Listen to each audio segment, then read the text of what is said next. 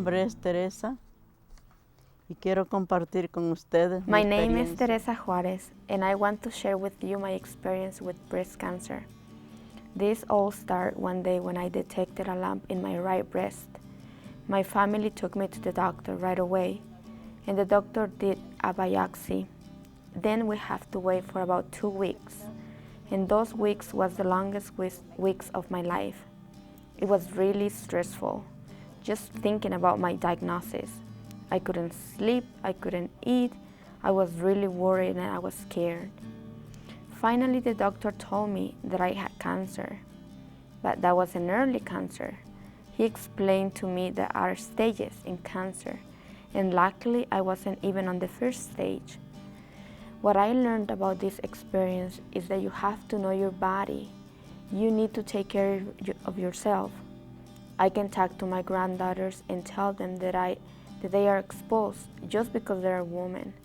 But I can tell them ways to at least try to prevent it by doing exercise, going for checkups, and never, ever ignore something suspicious about your body. And when they get older, they will need to start doing the auto exams. It's always better to detect early because then they can have more choices that don't involve necessarily the mastectomy. I want to thank God because He answered my prayers, and now I'm okay. And my family because they were always there with me. My husband because he was the one that spent all the depressing moments that I had during my recovery. And my daughter Maricruz because as soon as I told her what I was feeling, she didn't miss a day and took me to the doctor.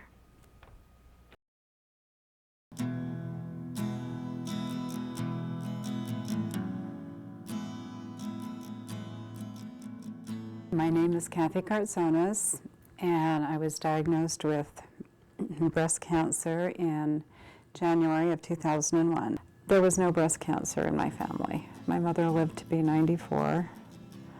My grandmother did not. She died of natural causes when she was probably close to 90. The way I was diagnosed is I had gone for a routine mammogram. I got the news that it was positive that I did have breast cancer and that it was first stage, early stage.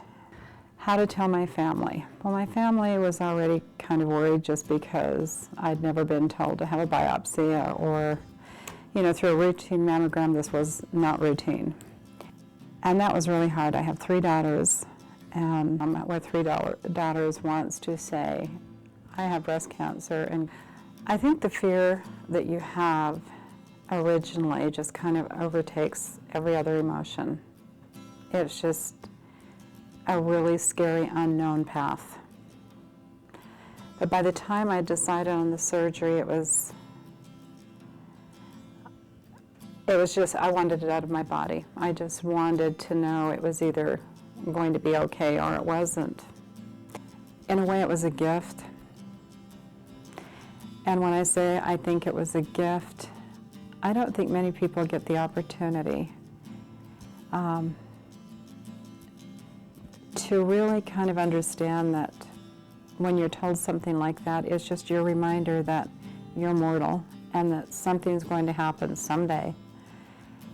And you're going to have to deal with the idea of death, and so is your family.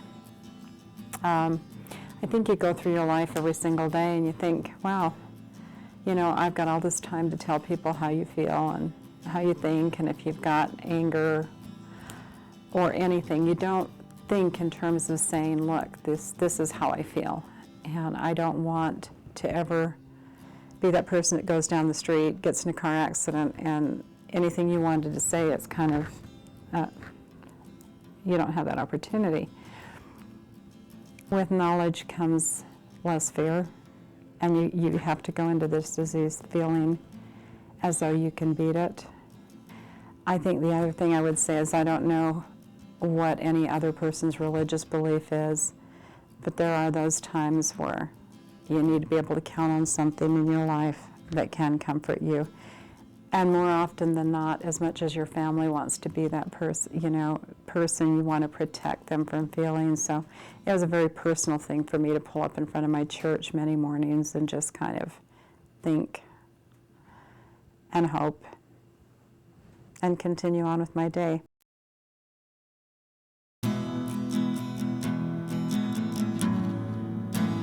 My name is Holly Collins, and I just want to say I'm really excited that I am a breast cancer survivor. The story began 12 years ago. I was under a lot of stress in my life. I had gone through a divorce, and I had been going through a lot of hard times. And one night I was relaxing, getting ready for bed, watching TV, and I had my legs up to my chest, and I had my arms around me like this, and I noticed there was something strange.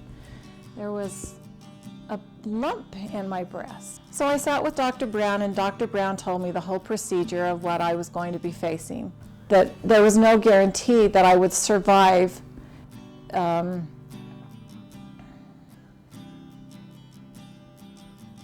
had to be strong, and I had to be tough, and that I had to literally fight for my life.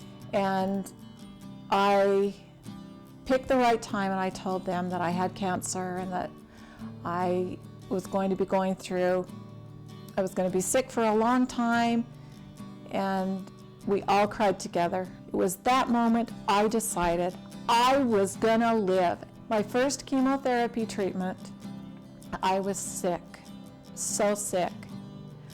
I thought that I would rather die than go through another treatment. It was horrifying what you experience. I could actually feel the poison going through my veins. I could feel this medicine actually killing my cells one by one. And within 2 weeks, my hair fell out, and I had no hair. But what was funny was, before I lost it all completely, I went and had it shaved off. I felt good about that, and we all laughed together. I went with my sisters, and we all laughed together, and we had fun, and then we went out to lunch, and I bought a really nice wig and put the wig on, and we had a good time together doing that. And immediately after that, I started radiation treatments. About 3 months, and my hair was still not growing back, but that's okay, I wore my wig. And so I got through that, and I was still alive, and I was excited. And I was with my children. I was with my little Stacy and my Tony and Blair, and I was still here on this earth. And I thought, I'm gonna do it. I'm beating the odds.